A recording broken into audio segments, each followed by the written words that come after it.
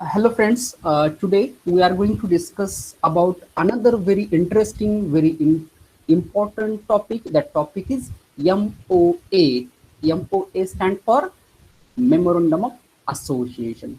So ये topic है जो आज का टॉपिक है। हम क्या देखने वाले, आज का टॉपिक थ्योरेटिकल तो पार्ट हम देखने वाले, साथ ही साथ हम क्या देखने वाले, प्रैक्टिकल पार्ट भी देखने वाले इस कॉन्सेप्ट का, एमओए का।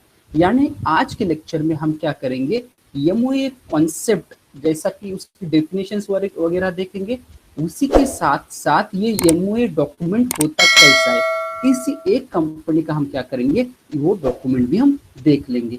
उसी के साथ साथ आपको जो एक अनदर इंपॉर्टेंट डॉक्यूमेंट होता है, जैसे कि कोई भी कंपनी इनकॉर्पोरेट होती है, उस कंपनी इनकॉर्पोरेट होने के बाद आरओसी एक डॉक्यूमेंट इशू करता है। कंपनी इनकॉर्पोरेट होने के बाद आरओसी एक जो डॉक्यूमेंट इशू करता है, वो डॉक्यूमेंट है सर्टिफिकेट ऑफ इनकॉर्पोरेशन। वो डॉक्यूमेंट कैसा होता है, क्या होता है उस डॉक्यूमेंट में, सर्टिफिकेट ऑफ इनकॉर्पोरेशन में, वो भी आपको आज के लेक्चर में देखने को मिलेगा। So let's start today's lecture. So first of all we will discuss the introductory part of this concept. Introduction देखेंगे। So everybody knows that MOA, there are two important documents of a company. वैसे और भी है, पर उस सबसे important document company के कौन से दो इम्पोर्टेंट डॉक्यूमेंट है, वो है MOA and AOA. AOA stand for Article of Association. These are the very two important documents of a company. Everybody knows that कि अगर ये दो डॉक्यूमेंट, जब तक आप ये दो डॉक्यूमेंट आरओसी को, आरओसी का मतलब क्या है, आरओसी का मतलब है रजिस्टर ऑफ कंपनीज, जब तक ये दोनों भी document MOA as well as AOA, ये दोनों भी डॉक्यूमेंट आप आरओसी को सबमिट नहीं करते हो, तब तक आरओसी क्या नहीं इशू करता है, तब तक आरओसी आपको सर्टिफिकेट ऑफ इनकॉर्पोरेशन इशू नहीं करता है। और जब तक किसी कंपनी को सर्टिफिकेट ऑफ इनकॉर्पोरेशन नहीं मिलता है, तब तक कंपनी एग्जिस्ट नहीं होती है, तब तक कंपनी का बर्थ नहीं होता है। तो therefore to incorporate each and every company, to incorporate each and every company, we must submit these document MOA as well as AOA along with other few important documents to the ROC. उसके बाद ROC हमें क्या issue करेगा, ROC हमें certificate of incorporation issue करेगा। और जब certificate of incorporation issue करेगा, उसके बाद हमारी कंपनी क्या होगी, एग्जिस्ट करेगी। The company will get separate legal existence when the date on which the certificate of incorporation is issued by the ROC, उस दिन से हमारी कंपनी को सेपरेट एग्जिस्टेंस मिल जाएगा। तो इसलिए आपको एक तो चीज अभी पता हो चुकी है कि जब तक ये दो डॉक्यूमेंट्स हम सबमिट नहीं करते, किससे, आरओसी को सबमिट नहीं करते, तब तक हमारी कंपनी एग्जिस्ट में ही नहीं आ सकती। आप ये समझ सकते हो कि ये डॉक्यूमेंट कितने इंपॉर्टेंट है कंपनी में। तो ये जो डॉक्यूमेंट है, ये फर्स्ट ऑफ ऑल बहुत सारे लोगों को, स्टूडेंट को यही कंफ्यूजन होता है कि ये डॉक्यूमेंट ये है क्या, एमओए एओए है क्या, तो ये ऐसा कुछ अलग नहीं है, तो ये क्या है, ये डॉक्यूमेंट्स है, ये डॉक्यूमेंट्स है। और ये कौन से डॉक्यूमेंट है, ये पब्लिक डॉक्यूमेंट्स है। ये डॉक्यूमेंट कौन से, पब्लिक डॉक्यूमेंट्स है। पब्लिक डॉक्यूमेंट का मीनिंग क्या है, बहुत इंटरेस्टिंग है। पब्लिक डॉक्यूमेंट किसे कह सकते, या तो सपोज ऐसा मान लो आप किसी भी पर्सन को उनके डॉक्यूमेंट्स मांग सकते हो। कोई सपोज ऐसा मान लो अपना कोई स्टूडेंट है, उसे बोलते कि नहीं आपका जो पर्सनल डॉक्यूमेंट्स हमें दे दो। Can we make an application to that person, so please give me your personal documents, can we make such applications? No, हम ऐसे एप्लीकेशन नहीं कर सकते। क्यों नहीं कर सकते, क्योंकि उसके पास जो डॉक्यूमेंट्स है वो डॉक्यूमेंट कौन से नहीं है, वो डॉक्यूमेंट्स पब्लिक डॉक्यूमेंट्स नहीं है। तो पब्लिक डॉक्यूमेंट्स किसे कहते, पब्लिक डॉक्यूमेंट्स उसी डॉक्यूमेंट्स को कहते कि जो कोई भी इंडियन सिटीजन क्या कर सकता है, उसको जो भी प्रिस्क्राइब फी बताई होती है, वो प्रिस्क्राइब फी पे करके वो डॉक्यूमेंट क्या कर सकता है, अपने पास ले सकता है, उसकी कॉपी अपने पास ले सकता है। उस डॉक्यूमेंट को हम क्या कहेंगे, पब्लिक डॉक्यूमेंट कहेंगे। उस डॉक्यूमेंट को हम पब्लिक डॉक्यूमेंट कहेंगे।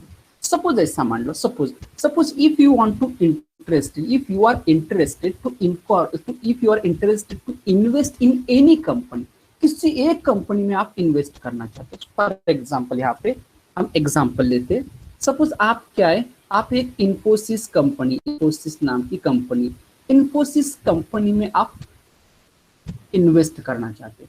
आपके पास सपोज ऐसा मान लो एक बड़ा सा कैपिटल है, and you are decided to invest your capital in which company, Infosys company. आपने डिसाइड किया कि ये मेरा पास जो भी कैपिटल है, मैं क्या करूंगा, इस कंपनी में इन्वेस्ट करूंगा। तो एक चीज आपको पता है, ब्लाइंडली हम इन्वेस्ट करेंगे कंपनी में नहीं ना, कि कुछ भी पता नहीं कंपनी के बारे में, कंपनी का ऑब्जेक्ट क्या है पता नहीं, कंपनी कहाँ है वो पता नहीं, कंपनी में डायरेक्टर्स कौन है, कंपनी का शेयर कैपिटल क्या है, डायरेक्टर्स को पावर्स क्या है, ये कुछ भी हमें पता नहीं। Blindly can we invest in this Infosys company? Answer is no, blindly हम तो इन्वेस्ट नहीं करेंगे। तो उसके लिए हमें क्या करना पड़ेगा, उसके लिए हमें उस कंपनी की पूरी डिटेल इंफॉर्मेशन देनी पड़ेगी कि उस कंपनी का ऑब्जेक्ट क्या है, क्या जो आप जो इस कंपनी में पैसा इन्वेस्ट कर रहे हो, आप जो कंपनी में पैसा इन्वेस्ट कर रहे हो, तो उस पैसे का यूटिलाइजेशन किस पर्पस के लिए होने वाला है, ये तो आपको पता होना चाहिए। तो इसके लिए आपको क्या करना है, सबसे पहले उस कंपनी का जो डॉक्यूमेंट्स है, दोनों भी डॉक्यूमेंट्स, आप दोनों भी क्या है, ये पब्लिक डॉक्यूमेंट है, तो आप ये MOA और AOA क्या कर सकते, कंपनी का जो भी रजिस्टर्ड ऑफिस है वहां जाके आप क्या कर सकते हो, कलेक्ट कर सकते। कलेक्ट यानी आप जो भी उसकी प्रिस्क्राइब फी है वो फी करो, और आप क्या करो, उस कंपनी से डॉक्यूमेंट्स ले लो। मीन्स कब ले सकते, ये क्यों ले सकते, कि बिकॉज ऑफ, ये क्यों ले सकते, इसका एक इम्पोर्टेंट पर्पज क्यों ले सकते, क्योंकि ये डॉक्यूमेंट कौन से, ये डॉक्यूमेंट से पब्लिक डॉक्यूमेंट्स, और कोई भी पब्लिक डॉक्यूमेंट्स आप क्या कर सकते हो, जो भी प्रिस्क्राइब फी पे करके आप क्या कर सकते हो, ले सकते हो। जैसे कि आप कोई भी गवर्नमेंट ऑफिस में जाओ, वहां पे से आपको कोई डॉक्यूमेंट्स चाहिए, तो आप क्या कर सकते हो, वो डॉक्यूमेंट्स ले सकते हो। मीन्स ये जो भी डॉक्यूमेंट्स है, MOA as well as AOA, both these documents are the public documents of a company. This is one very important concept. Now again आपको ये भी पता होना चाहिए कि ये MOA क्या है, MOA is the charter of a company. Charter means it's a fundamental document of a company. ये जो MOA, ये फंडामेंटल डॉक्यूमेंट ऑफ कंपनी है। उसी के साथ साथ this MOA regulates the external affairs of the company.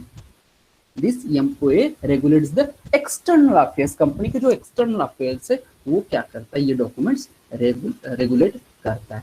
As well as, ये तो आपको अभी के डिस्कशन से सबको पता चला होगा कि ये कि कोई भी company, no company can registered without this document. No company in India can registered without this document. Means हर एक कंपनी को क्या करना पड़ेगा, हर एक कंपनी को अपना MOA बनाना ही पड़ता है।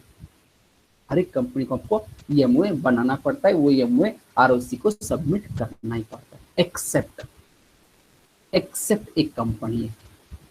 हमने टाइप्स ऑफ कंपनी में शुरू के लेक्चर्स में हमने टाइप्स ऑफ कंपनी में एक टाइप देखा था। कौन सा टाइप देखा था? स्टैट्यूटरी एक कंपनी एक टाइप देखा था। ये जो रूल है, no company can registered without this document, ये रूल ना स्टैट्यूटरी कंपनी को एप्लीकेबल नहीं होता है, क्योंकि स्टैट्यूटरी कंपनीज जो होती है, स्टैट्यूटरी कंपनीज का MOA नहीं होता है। क्यों नहीं होता है? क्योंकि ये स्टैट्यूटरी कंपनीज कैसे इनकॉर्पोरेट होती है? ये स्टैट्यूटरी कंपनी स्पेशल एक्ट से इनकॉर्पोरेट होती है, इसीलिए ये स्टैट्यूटरी कंपनी उसके जो भी पावर्स है वो कहाँ से डिराइव करती है? उस स्पेशल एक्ट से डिराइव करती है। इसीलिए स्टैट्यूटरी कंपनी का MOA नहीं होता है। ये बात आप ध्यान रखो, एग्जामिनेशंस में ऐसे क्वेश्चंस पूछे जा सकते हैं। Which company does not required a MOA? तो उसका आंसर क्या रहेगा? उसका आंसर रहेगा statutory company does not require MOA. कोई एग्जांपल दे सकता है स्टैट्यूटरी कंपनी का? कोई एग्जांपल दे सकता है स्टैट्यूटरी कंपनी का? क्या एग्जांपल है स्टैट्यूटरी कंपनी का? हमने एग्जांपल देखे थे स्टैट्यूटरी कंपनी में, कुछ एग्जांपल है स्टैट्यूटरी कंपनी के, जैसे कि हमने देखा था। कौन सा एग्जांपल देखा था? आपको याद आ रहा है? आप लोगों को याद करते चलिए, ऐसा नहीं हो जाए कि आगे देख रहे हो पीछे सब भूल जा रहे हो। स्टैट्यूटरी का कंपनी का एग्जांपल हमने देखा क्या? देखा था कि एसबीआई। क्या है? एसबीआई। यस, एब्सोल्युटली, दीपेश ने करेक्टली कहा। SBI, RBI, LIC, these are the best example. These are the best example of statutory companies. Means statutory company जो है RBI, SBI, LIC, ऐसी जो भी स्टैट्यूटरी कंपनीज है उनको क्या नहीं होता है? उनको उनका एमओए नहीं होता। ये चीजें आपको ध्यान रखनी है examination point of view. Okay, so let's देखते हम अभी डेफिनेशन देखते हैं उसकी। Section 256, section 2 sub clause 56 of the companies act 2013 defines this term memorandum. ये सेक्शंस में मेमोरेंडम की डेफिनेशन बताई गई है, तो देखते हैं हम ये डेफिनेशन क्या है। बहुत इंटरेस्टिंग डेफिनेशन है।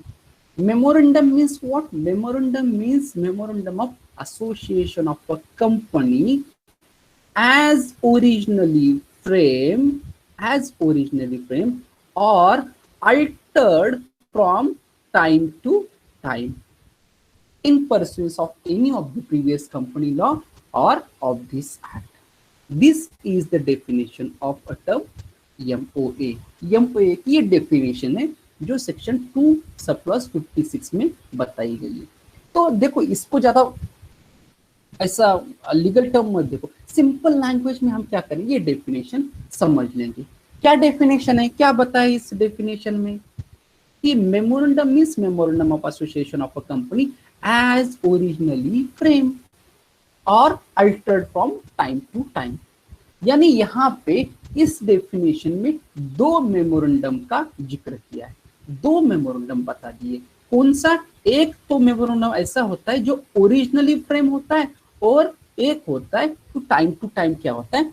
चेंज होता है, टाइम टू टाइम चेंज होता है। तो उस दोनों भी मेमोरेंडम को हम क्या कहेंगे? मेमोरेंडम ऑफ एसोसिएशन कहेंगे।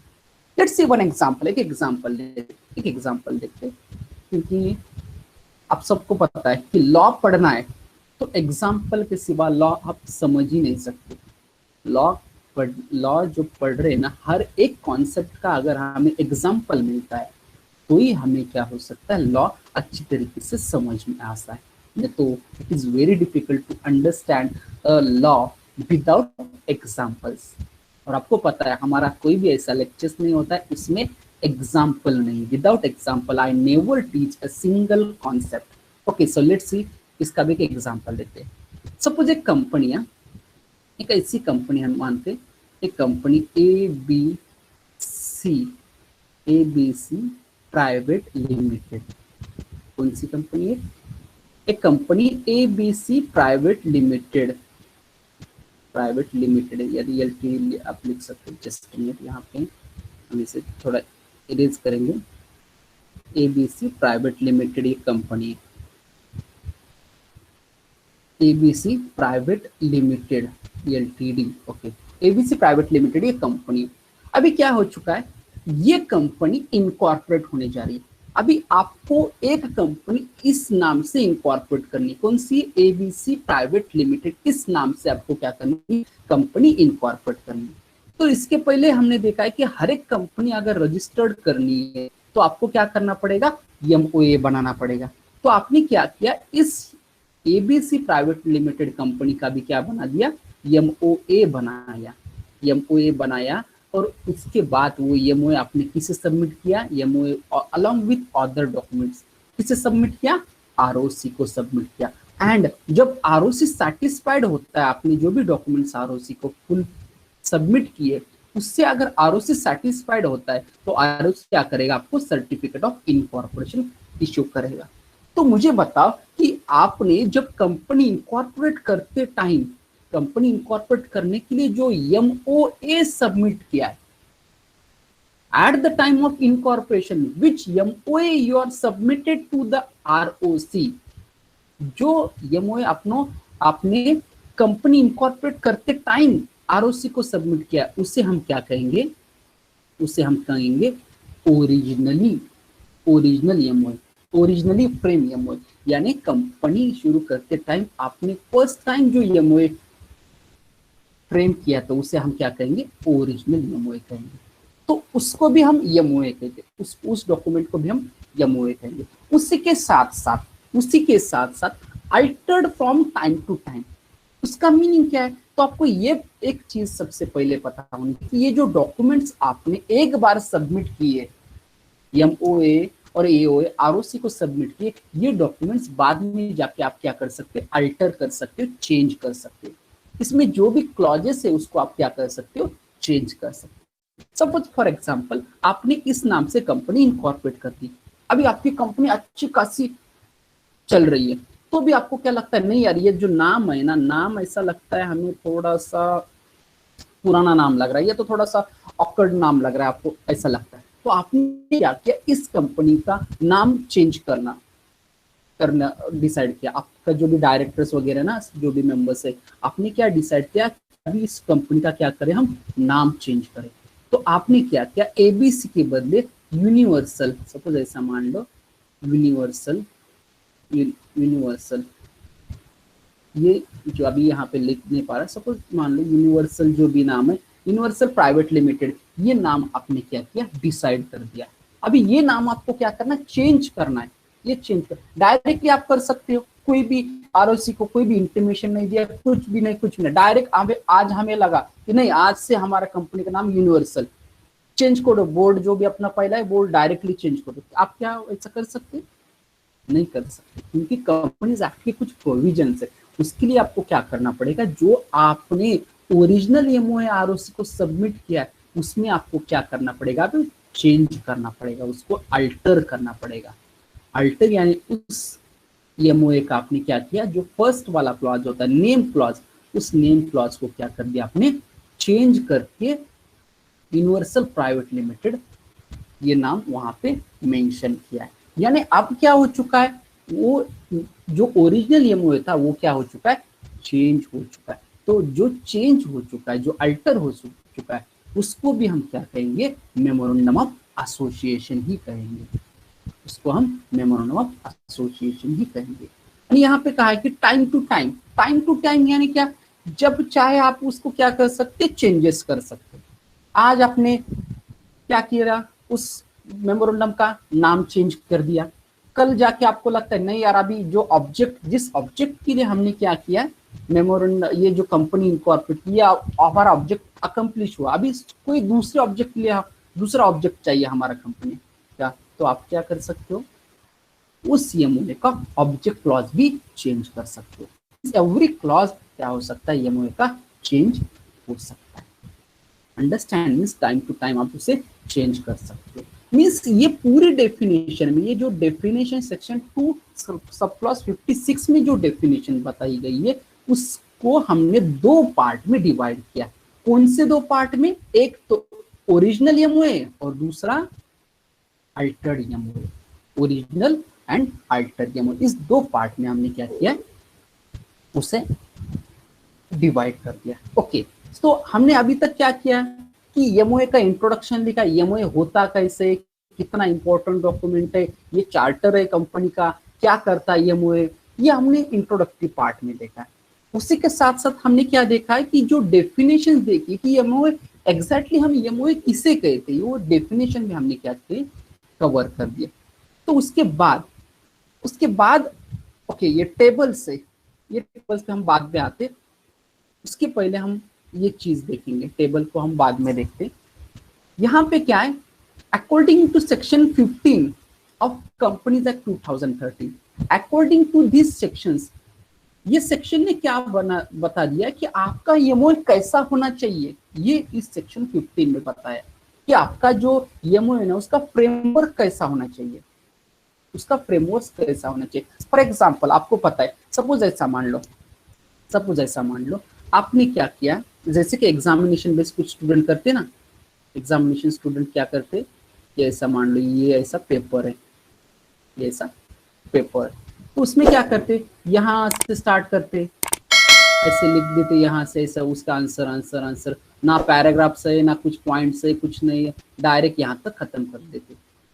यहाँ से स्टार्ट किया मीन स्टार्ट टू एंड तक आपने कुछ ना पैराग्राफ्स ना दिया है, ना कुछ नंबर्स दिया है, कुछ नहीं दिखा, ना किसी को अंडरलाइन किया, ना किसी को हाईलाइट किया। एग्जामिनर को समझ में आएगा, वो इजीली समझ में आएगा? नहीं आएगा ऑब्वियसली। अगर वो आपने आंसर शुरू से स्टार्ट तक ऐसे ही लिखा है, ना उसमें कुछ पॉइंट्स है, ना पैराग्राफ है, ना अंडरलाइन से, कुछ भी नहीं, तो एग्जामिनेशन को वो आपका आंसर समझने के लिए डेफिनेटली दिक्कत हो सकती है, दिक्कत होगी। तो वो एग्जामिनर क्या करेगा, आपके इसमें ज्यादा जो भी आंसर आपने ऐसा लिखा है तो इसमें ज्यादा इंटरेस्ट नहीं दिखाएगा बहुत सारे। तो क्या हो सकता है, सेम चीज हो सकती है, सपोज आपने क्या किया, आपकी कंपनी का एमओए ऐसा ही बना दिया, यहाँ से स्टार्ट किया यहाँ से खत्म किया, कुछ भी पता नहीं चल रहा है कहाँ पे नाम लिखा है, कहाँ पे ऑब्जेक्ट लिखा, कहाँ पे कुछ लिखा है। तो इन्वेस्टर जो भी रहेगा, आउटसाइड इन्वेस्टर रहेगा आपकी कंपनी का, उसे पता चलेगा आपके कंपनी के बारे में इंफॉर्मेशन डिटेल इजीली समझ में आएगी, सबसे पहले इजीली समझ में आएगी। Answer is no. अगर इजीली समझ में नहीं आएगी उसे, तो इन्वेस्ट करना चाहेगा आपकी कंपनी में, तो आंसर इज नो। तो इसके लिए जो कंपनीज एक्ट ने, खुद कंपनीज एक्ट ने कहा है कि जो एमओए आप जो बना रहे हो ना, वो एमओए कैसा होना चाहिए, एक तो सबसे इंपॉर्टेंट वो एमओए कैसा होना चाहिए, प्रिंटेड फॉर्मेट में होना चाहिए। वो एमओए कैसा होना चाहिए, प्रिंटेड फॉर्मेट में ही होना चाहिए, ये सबसे इंपॉर्टेंट है। नेक्स्ट है वो किसमें डिवाइड होना चाहिए, वो पैराग्राफ्स में डिवाइड होना चाहिए, अलग अलग पैराग्राफ्स में वो क्या होना चाहिए, डिवाइड होना चाहिए। उसी के साथ साथ वो सीरियली नंबर्ड होने चाहिए। सीरियली नंबर्ड क्या, 1 2 3 ऐसे सीरियली उसमें क्या होनी चाहिए, नंबरिंग होनी चाहिए एमओए में। ये सेक्शन 15 में कहा। उसी के साथ उसी सेक्शन ने क्या कहा है, जो आपने सपोज ऐसा मान लो कि आपका जो एमओए प्रिंटेड भी है, पैराग्राफ्स में आपने उसको डिवाइड भी किया है, सीरियली उसको आपने क्या की, नंबरिंग भी की है, सब कुछ होने के बाद वो जो आपका एमओए है वो क्या होना चाहिए, अगर आपका एमओए पब्लिक कंपनी का है, अगर आपकी कंपनी पब्लिक कंपनी है और उसका अगर आपने एमओए बनाया है, तो वो एमओए एटलीस्ट कितने मेंबर्स ने साइन करना चाहिए, 7 मेंबर्स ने साइन करना ही चाहिए, ये कंपल्शन है सेक्शन 15। और अगर आपकी कंपनी प्राइवेट कंपनी और प्राइवेट कंपनी का अगर आपने एमओए बनाया तो कितने लोगों ने साइन करना चाहिए, एटलीस्ट 2 लोगों ने वो एमओए क्या करना चाहिए, साइन करना चाहिए। उसी के साथ साथ आप जब साइन कर रहे हो एमओए, वहां पे एक विटनेसेस की भी क्या होनी चाहिए, सिग्नेचर होनी चाहिए। एक विटनेस भी होना चाहिए, कोर्ट में इसका बहुत इंपॉर्टेंस होता है ये विटनेसेस का। तो वो एक विटनेस की भी क्या होनी चाहिए, सिग्नेचर वहां पे होनी चाहिए। और आपको ये चीज पता होनी चाहिए कि ये जो पर्सन साइन करते हैं एमओए, ये डॉक्यूमेंट जो पर्सन साइन करते हैं उन्हें क्या कहते हैं, उन्हें कहते हैं सब्सक्राइबर। क्या कहते हैं उन्हें सब्सक्राइबर, CUB,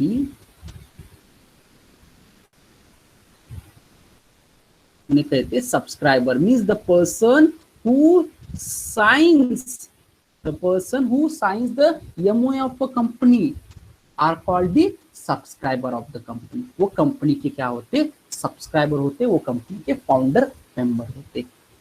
ओके, तो आपको समझ में आया ये चीजें? या तो ये देखो, अभी जो कंपनी की डिटेल इंफॉर्मेशन है, जो कंपनी की डिटेल इंफॉर्मेशन जो कंपनी की, वो कंपनी की डिटेल इंफॉर्मेशन अलग अलग क्लॉज में क्या किए, डिवाइड कर दिए।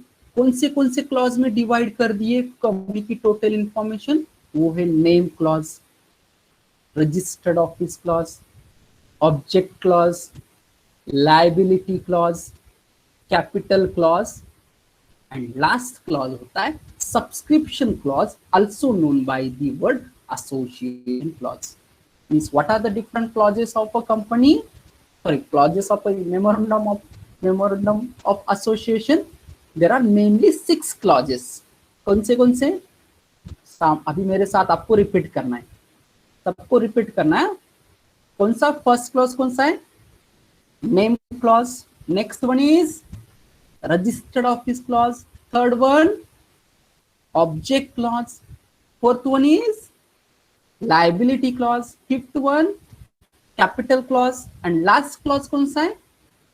That is subscription और association clause. ये होते MOA के different 6 clauses. ये कंपनी के different 6 clauses होते।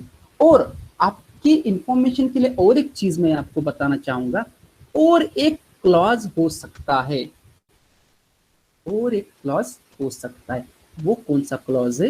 वो क्लॉज है, आप देखो, वो क्लॉज है नॉमिनी। कौन सा क्लॉज है वो? Nominee clause.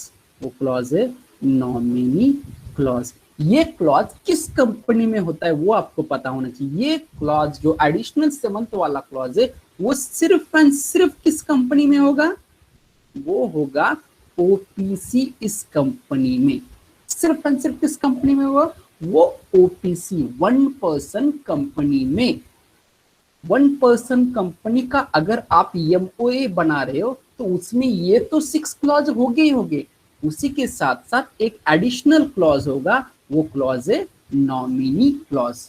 इस नॉमिनी क्लॉज में जो 1 पर्सन कंपनी है उसका जो मेंबर है उसका क्या हो जाएगा? उसका नॉमिनी, उसका जो भी नॉमिनी रहेगा उसका नाम इस नॉमिनी क्लॉज में क्या होगा? लिखा होगा। उसका नाम इस नॉमिनी क्लॉज में लिखा होगा। आई थिंक आपको अभी मेमोरेंडम ऑफ एसोसिएशन के बारे में पूरा थ्योरेटिकल नॉलेज पता चला है। समझ में आया कि कैसा, कौन से क्लॉजेस होते हैं एमओए में, एमओए कैसा होना चाहिए, उसी के साथ साथ एमओए का मीनिंग क्या है। ये थ्योरेटिकल पार्ट आपको सब कुछ पता चला है अभी मेमोरेंडम ऑफ एसोसिएशन के लिए। तो let's see, I already promise you, आपको सिर्फ मैं थ्योरेटिकल नहीं पढ़ाऊंगा, तो मैं उसी के साथ साथ आपको क्या करूंगा? प्रैक्टिकली ही दिखाऊंगा कि प्रैक्टिकली क्या होता है, मेमोरेंडम ऑफ एसोसिएशन प्रैक्टिकली कैसा होता है। तो हमने शुरू में देखा है कि एमओए क्या है? MOA is nothing but a one document of a company. ये कंपनी का एक क्या है? डॉक्यूमेंट है। तो you can see this document. आपको ये दिखाई दे रहा है? Yes friends, can you see this document clearly? अगर नहीं दिखाई देता है तो मुझे बताइए, इसको मैं जूम कर देता हूं। दिखाई दे रहा है आप लोगों को? Yes yes, thank you Mansi. देख लो, हाँ, ये यहाँ पे एक एमओए, किस कंपनी का एमओए? तो वो कंपनी है Tata capital financial services limited. ये कंपनी है, इस कंपनी का हम क्या देखने वाले? एमओए एज वेल एज यहाँ पे एओए भी है। पर आज के लेक्चर में हम सिर्फ क्या देखेंगे? आज के लेक्चर में सिर्फ एंड सिर्फ हमारा फोकस एमओए पे रहेगा, एमओए पे रहेगा। तो देखते हैं एमओए कैसा होता है। ओके, ये और एक डॉक्यूमेंट यहाँ पे दिखाई दे रहा है, और एक डॉक्यूमेंट है। ये डॉक्यूमेंट आप देख सकते हो। ये डॉक्यूमेंट क्या है? सबसे पहले ये डॉक्यूमेंट है, जैसे कि मैंने आपको 2-3 बार ऐसे चिल्ला चिल्ला के बोला है कि एमओए और एओए या तो और कुछ डॉक्यूमेंट सबमिट करने के बाद, आरओसी को सबमिट करने के बाद आरओसी क्या करता है? एक सर्टिफिकेट इशू करता है। उस सर्टिफिकेट को हम क्या कहते हैं? उस सर्टिफिकेट को हम सर्टिफिकेट ऑफ इनकॉर्पोरेशन कहते हैं। तो आप देख सकते हो यहाँ पे सर्टिफिकेट ऑफ इनकॉर्पोरेशन इस कंपनी का, Tata capital financial services limited, इस कंपनी का आप क्या देख सकते हो? MOA, sorry, certificate of incorporation देख सकते हो। ये जो सर्टिफिकेट दोनों लैंग्वेज में, एक तो हिंदी में और एक इंग्लिश, दोनों भी लैंग्वेज में होता है। हम यहाँ पे क्या करेंगे? इंग्लिश वाला देखेंगे। ओके, यहाँ पे मैं और इसको जूम कर देता हूँ जैसे कि आपको थोड़ा सा क्लियरली दिखाई दिया जाए। ओके, ये आप देख सकते हो सर्टिफिकेट ऑफ इनकॉर्पोरेशन। क्या लिखा है? देखो, CIN नंबर। जब भी कोई कंपनी इनकॉर्पोरेट होती है तो जो आरओसी होता है उसे एक नंबर देता है, जैसे कि हमारा पैन कार्ड होता है, हमारा आधार नंबर होता है, ये जो हमारे जो नंबर्स होते हैं, आइडेंटिटी हमारे नंबर्स होते हैं, वैसे कंपनी का एक नंबर होता है, वो कौन सा है? CIN number. CIN stand for corporate identification number.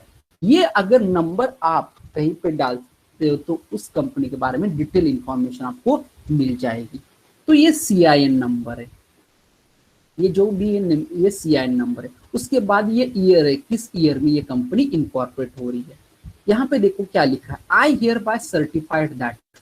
आई यानी कौन, यहाँ पे कौन सर्टिफाइड कर सकता है?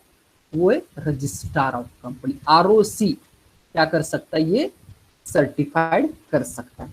क्या लिखा है? यानी आई hereby certified that Tata capital financial services limited is this day incorporated. अभी दिस डे कौन सा डेट नीचे लिखी है, this day incorporated under, under which act? Companies act 1956। क्योंकि ये जो कंपनी है, ये जो कंपनी किस एक्ट थ्रू इनकॉर्पोरेट हो चुकी थी? ये कंपनी 1956 एक्ट थ्रू क्या हो चुकी थी? इनकॉर्पोरेट हो चुकी थी। इस एक्ट थ्रू ये कंपनी इनकॉर्पोरेट हो चुकी थी। अभी अगर सपोज ऐसा मान लो, आज अगर कोई कंपनी आप इनकॉर्पोरेट करते हो तो उसका जो सर्टिफिकेट ऑफ इनकॉर्पोरेशन है उस पर क्या आएगा? कंपनीज एक्ट 2013 आएगा। समझ में आया? And that company is limited. ये कौन सी कंपनी? लिमिटेड। हमने ऑलरेडी देखा है कि कंपनी का अलग अलग टाइप होते हैं, लिमिटेड कंपनी, अनलिमिटेड कंपनीज भी होती है। ये कौन सी कंपनी है? Limited company. यहाँ पे देखो नेक्स्ट लाइन में लिखा है, given under my hand eight Mumbai this 90th day of November 2010। 90th day means ये कंपनी कब, किस डेट से इंकॉर्पोरेट हो रही है? 90th नवंबर 2010 से। इस डेट से कंपनी को क्या मिलने वाला है? सेपरेट लीगल एग्जिस्टेंस मिलने वाला है। इस डेट से कंपनी क्या होने वाली है? इनकॉर्पोरेट होने वाली। ये डेट बहुत इंपॉर्टेंट होती है कंपनी के मायने में। ओके, तो समझ में आया आपको कि ये क्या होता है, सर्टिफिकेट ऑफ इनकॉर्पोरेशन कैसे होता है। अभी और एक डॉक्यूमेंट है यहाँ पे, शुरू में कैसा है, according to 1956 act every company should required another one important document. अगर आपको सिर्फ सर्टिफिकेट ऑफ इनकॉर्पोरेशन से क्या होता था कि कंपनी इनकॉर्पोरेट होती थी, पर अगर आपको कंपनी का बिजनेस स्टार्ट करना है तो शुरू में यानी 1956 एक्ट के अकॉर्डिंग क्या करना होता था, और एक सर्टिफिकेट चाहिए था आपको, तो वो था certificate for commencement of business. Certificate for commencement of business, ये भी एक क्या सर्टिफिकेट आपको 1956 एक्ट के अकॉर्डिंग चाहिए था। तो आपको मैंने ये प्रैक्टिकली दोनों भी क्या है ये डॉक्यूमेंट्स दिखा दिए। तो अभी हम आते हैं हमारे मेन डॉक्यूमेंट पे। मेन डॉक्यूमेंट कौन सा है? MOA, memorandum of association. यहाँ पे आप देख सकते हो किस एक्ट से, ऑलरेडी हमने देखा है कि कंपनीज कौन सी है, कंपनीज एक्ट 1956, इस एक्ट से ये इनकॉर्पोरेट हो चुकी है कंपनी। अब ये कंपनी कौन सी है देख लो आप, कौन सी कंपनी है? हाँ, कंपनी के दो आपको, इसके पहले हमने कहा कि there are different types of company. कौन सी होती है? कंपनी लिमिटेड बाय शेयर्स भी होती है, कंपनी लिमिटेड बाय गारंटी होती है, company limited by company with unlimited liability भी होती है, उसमें भी और है, तो बाद में हम टेबल्स में देख लेंगे क्या क्या है। तो हम यहाँ पे देखो, MOA of Tata capital financial services limited, इस ये MOA इस कंपनी। तो फर्स्ट क्लॉज देखो, यहाँ पे हम हमारे पास PPT भी हम देखेंगे कि हमने जो लिखा है वो सही है या नहीं, वो भी हम क्या करेंगे साइमल्टेनियसली देखें। फर्स्ट क्लॉज कौन सा है? Name clause. यहाँ पे भी देखो कौन सा, ये नेम क्लॉज है फर्स्ट। क्या है इसमें? Name of the company. First in name clause क्या दिखाई देता है? The name of the company, company का नाम क्या है वो यहाँ पे क्लियरली दिखाई देता है कि कंपनी का नाम क्या है। नेक्स्ट क्लॉज है registered office clause. This registered office clause में क्या होता है कि रजिस्टर्ड ऑफिस क्लॉज भी ये बताया होता है कि आप हमारी जो कंपनी उसका रजिस्टर्ड ऑफिस किस स्टेट में होगा। यहाँ पे देखो विल बी सिचुएटेड, यहाँ पे लिखा है will be situated in the state of Maharashtra. कहाँ पे हमारे कंपनी का रजिस्टर्ड ऑफिस सिचुएट होगा? तो पता है कि रजिस्टर्ड ऑफिस बहुत इंपॉर्टेंट होता है कंपनी के बारे में। क्यों? कि जो कम्युनिकेशन पर्पज के लिए, यानी अगर आपको सपोज ऐसा, फॉर एग्जांपल एक एग्जांपल में देता हूँ कि मुझे क्या करना है, मुझे रिलायंस कंपनी के साथ मैंने कुछ कॉन्ट्रैक्ट किया, तो रिलायंस कंपनी को मुझे कुछ ना कुछ एक क्या करना है, कुछ डॉक्यूमेंट सेंड करना है। कहाँ पे, किस एड्रेस पे सेंड करूंगा? डायरेक्ट मुकेश अंबानी सर के डायरेक्ट उनके घर के एड्रेस पे मैं सेंड करूंगा डॉक्यूमेंट? नहीं ना। ये जो डॉक्यूमेंट्स मुझे सेंड करना है, तो उसके लिए क्या होना चाहिए? एक ऑफिशियल एड्रेस होना चाहिए, एक रजिस्टर्ड ऑफिस होना चाहिए। तो वो रजिस्टर्ड ऑफिस कहाँ पे सिचुएट होगा, वो किस क्लॉज में लिखा होता है? वो लिखा होता है रजिस्टर्ड ऑफिस क्लॉज में लिखा होता है। तो समझ में आए फर्स्ट कौन सा क्लॉज है? Name clause indicates the name of the company, registered office clause indicates the where the registered office of your company will be situated. Next थोड़ा सा आगे आते, नेक्स्ट क्लॉज कौन सा है? Object clause. This is the most important clause of MOA. सबसे important clause ये object clause है। अगर आप ये डॉक्यूमेंट्स देखोगे, इस डॉक्यूमेंट्स में आप देखो, इसमें कम से कम ये एमओए पेज, बहुत सारे पेजेस का एमओए, यहाँ पे हम देखेंगे कितने पेजेस है। उसमें से अगर आपने देखा तो 90% पार्ट, 90 या 95% पार्ट किसके बारे में? सिर्फ एंड सिर्फ ऑब्जेक्ट क्लॉज के बारे में लिखा होता है। इससे आप ये समझ सकते हो कि ये क्लॉज कितना इंपॉर्टेंट है, ऑब्जेक्ट क्लॉज कितना इंपॉर्टेंट क्लॉज है ऑब्जेक्ट क्लॉज।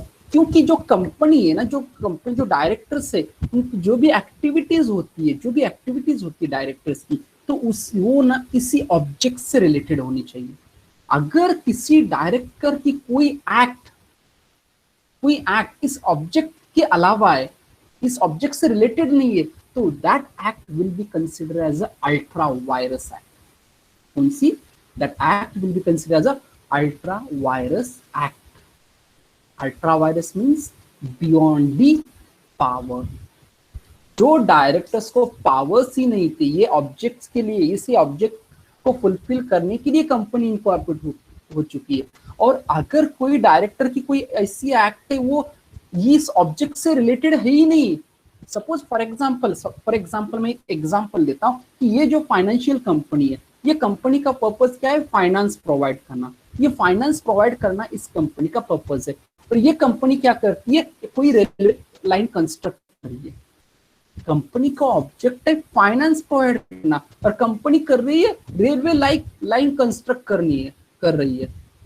तो अगर ऐसा ऐसा कोई एक्ट डायरेक्टर की होती जो कि बियॉन्ड देयर पावर्स होती है, तो उस एक्ट को क्या हो कहते हैं? हम अल्ट्रा वायरस एक्ट कहते हैं।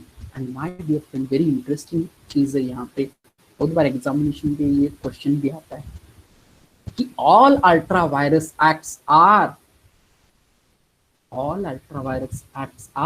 वाइड एप्लीकेशन, यानी फ्रॉम इनिशियल स्टेज से ही क्या है, वो अल्ट्रा वायरस एक्ट से डायरेक्टर्स की वो क्या है? वाइड है। Okay, understand? तो देखो यहाँ पे 1956 के एक्ट के, यानी आपको दोनों का भी रिवीजन हो रहा है, 1956 और 2013 एक्ट के बारे में आपको इंफॉर्मेशन मिल रही है। यहाँ पे क्या है कि 1956 एक्ट में जो ऑब्जेक्ट क्लॉज है ना, वो ऑब्जेक्ट क्लॉज 3 डिफरेंट कैटेगरीज में डिवाइड करना कंपलसरी था। कौन सी थी? एक तो मेन ऑब्जेक्ट लिखना चाहिए था, नेक्स्ट एंसिलरी ऑब्जेक्ट, और third other object. Means according to 1956 Act, this object clause should be divided into 3 parts: main object, ancillary object, and third one is other object. It was mandatory according to 1956 Act. But my friends, ये 2013 में ये mandatory नहीं है। 2013 का act में ऐसा कुछ mandatory नहीं है। ये तीनों भी ऐसे अलग अलग 3 पार्ट में ये डिवाइड होना चाहिए, ऐसा मैंडेटरी नहीं है। तो हम देखते हैं यहाँ पे, देखो ऑब्जेक्ट में आप देख सकते हैं मेन ऑब्जेक्ट था 1956 में, और देखो ये सारे क्या है, इतने सारे आप देख सकते हो इसमें, जस्ट ना बहुत सारे उसमें ऑब्जेक्ट यूज के। यहाँ तक देख लो हम, ये 66, हाँ, और 66 यानी में भी मेन ऑब्जेक्ट और एंसिलरी की वगैरह रहेगी। 70 देख सकते हो आप ऑब्जेक्ट, ये देखो लास्ट वाला मैंने कहा कि मेन ऑब्जेक्ट एंसिलरी है ना, अदर ऑब्जेक्ट थे, ये अदर ऑब्जेक्ट। देखो ऑब्जेक्ट कितने कितने, ये क्यों होता है, क्यों इतने ऑब्जेक्ट्स होते हैं, उसी लिए होते हैं कि कोई भी डायरेक्टर्स की कोई भी एक्ट ना अल्ट्रा वायरस ना हो जाए, इसीलिए इतने मैक्सिमम जो भी ऑब्जेक्ट्स है यहाँ पे क्या होते हैं, लिखे होते हैं। ये देखो ये खत्म होने का नाम ही नहीं है। ओके, अभी यहाँ पे कितने आप देख सकते हैं, कितने ऑब्जेक्ट्स है इस कंपनी में, कितने ऑब्जेक्ट्स लिखे थे, 91 ऑब्जेक्ट्स लिखे, 91। यानी इससे आप देख सकते हो कि ऑब्जेक्ट क्लॉज कितना इंपॉर्टेंट होता है। और नेक्स्ट क्लॉज कौन सा है, next is the liability clause. The liability clause of a company defines the liability of its member. किसकी लाइबिलिटी लिखा होता है, मेंबर्स की लाइबिलिटी लिखा होता है। यहाँ पे क्लियरली लिखा है कि मेंबर्स की, ये जो कंपनी इसके जो भी मेंबर्स है उनकी लाइबिलिटी कैसी रहेगी, लिमिटेड रहेगी। एंड लिमिटेड एंड लिमिटेड कितना लिमिटेड है, कितना लिमिटेड है वो उन्होंने ऑलरेडी शुरू में हमने देखा था कि लिखा है वहां पे लिमिटेड बाय शेयर्स है।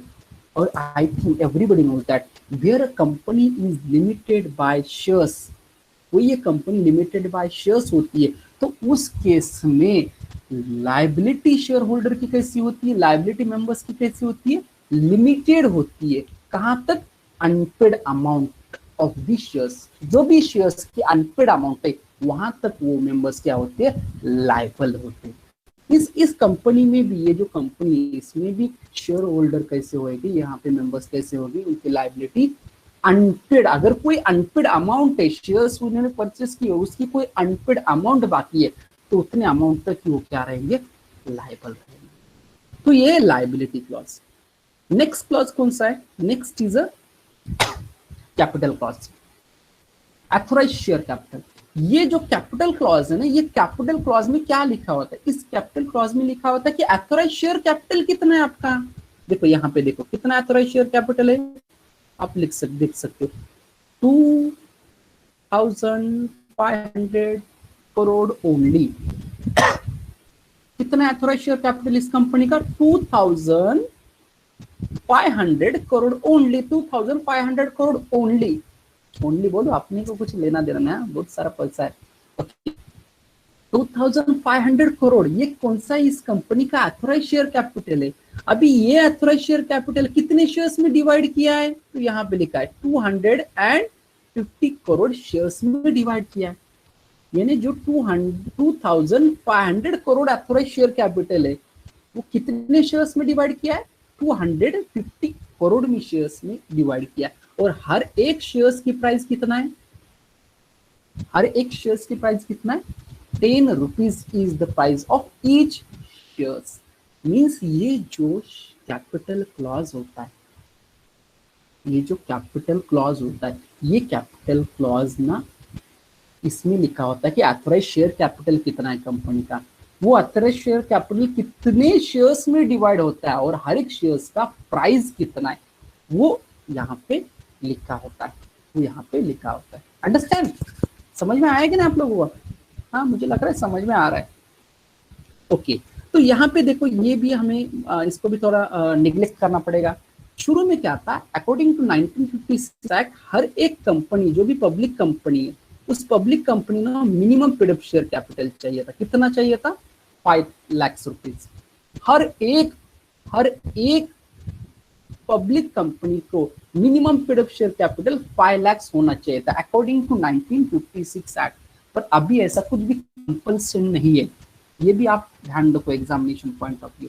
अभी 2013 एक्ट में ऐसा कोई भी कंपल्शन नहीं कि हर एक कंपनी को क्या होना चाहिए, जो भी पब्लिक है या तो प्राइवेट कंपनी, उसको minimum paid up share capital होना चाहिए। ऐसा कुछ भी रिस्ट्रिक्शंस या तो कुछ भी ऑब्लिगेशंस कंपनी पे नहीं है। समझ में आया, ये share capital clause. Now next last clause है, ये लास्ट क्लॉज बहुत इंपॉर्टेंट है, वो है subscription clause. Subscription clause also known by the association clause, यहाँ पे हमने देखो, हमने यहाँ पे लिखा था कि जो सब्सक्रिप्शन क्लॉज होता है उसमें ना कितने मेंबर्स की साइन होनी चाहिए, 7 मेंबर्स की साइन होनी चाहिए। किस केस में? पब्लिक कंपनी के केस में, और प्राइवेट के केस में 2 मेंबर्स की साइन होनी चाहिए। तो ये कंपनी कौन सी है? सबको पता है ये कंपनी है पब्लिक लिमिटेड कंपनी। तो इसमें कितने लोगों की साइन होनी चाहिए? यस, इसमें 7 लोगों की साइन होनी चाहिए। तो आप देख सकते हो 7 लोगों की साइन है या नहीं। 1 2 3 4 5, हाँ गिनो गिनो, आपको भी गिनती आती है। 6 और 7, ये 7 लोगों की यहाँ पे क्या है?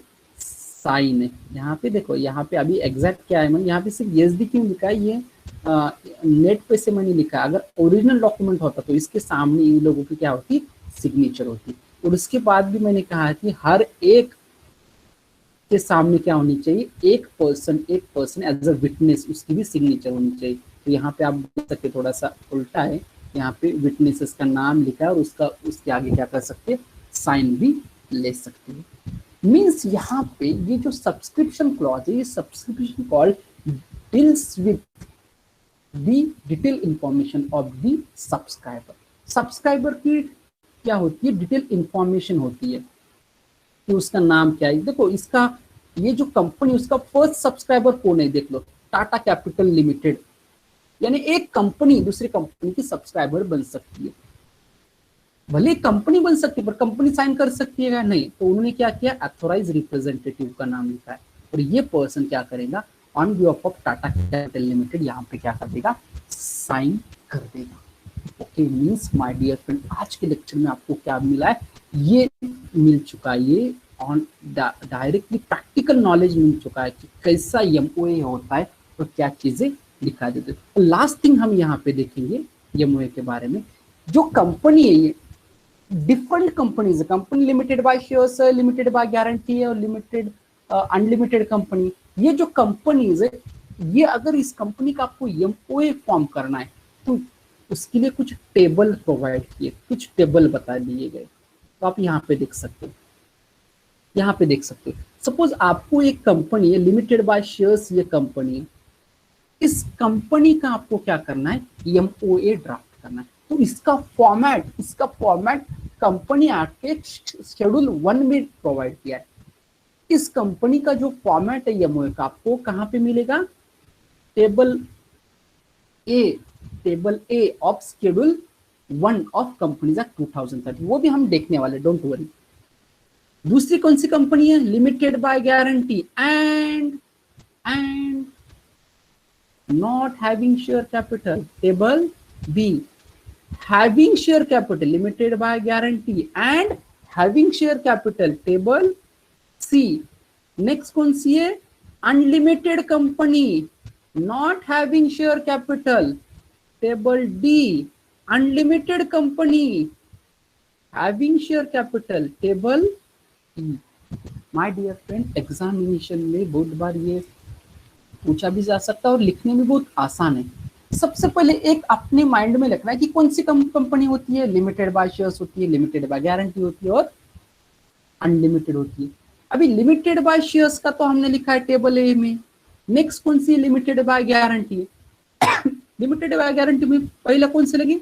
नॉट हैविंग शेयर कैपिटल, यानी ये कंपनी लिमिटेड बाय गारंटी है पर इसके शेयर्स इश्यू नहीं करती है कंपनी। दूसरी कौन सी है उसके बाद? लिमिटेड बाय गारंटी बट क्या है? Having shares capital. Limited by guarantee भी है और शेयर्स भी इशू करती है। वैसी सिचुएशन किसकी है? अनलिमिटेड कंपनी की, not having share capital and having share capital. ये अलग अलग फॉर्मेट है, अलग अलग 5 टेबल है जिसमें क्या होता है? एमओए का फॉर्मेट बता दिया गया है। मैं आपको सिर्फ एक बार दिखा भी देता, देखो यहाँ पे देख सकते हो शेड्यूल 1, मैंने कहा था शेड्यूल 1 में, कंपनी के शेड्यूल 1 में ये पूरे क्या हो चुके फॉर्मेट बताए हुए। तो आप देख सकते हो फर्स्ट कौन सा है? टेबल, आपने देखो टेबल, मैंने कहा था टेबल ए कौन सा है? MOA of company limited by shares. उसके बाद देखो नीचे जो हमने जैसा प्रैक्टिकल एमओए देखा ना वैसा ही है। नेक्स्ट कौन सा है? M table B, MOA of a company limited